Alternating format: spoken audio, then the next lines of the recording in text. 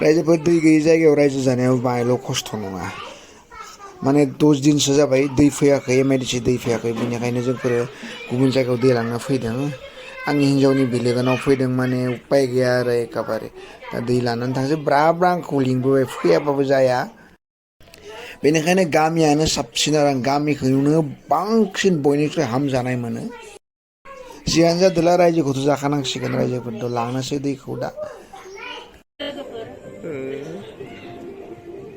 नै लोगोफोर दै मोनफैबाय महाराष्ट्रआव रायजो जानाया बाहायल' नङा दैयानो गैया लोगोफोर हप्तानै जाबाय नै बेयाव दै फैयोमोन दैयानो गैया नै आं बेखौ लानोसै मोनसे हागोन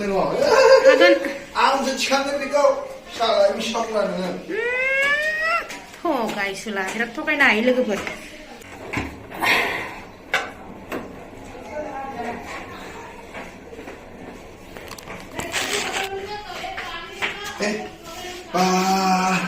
हावान तो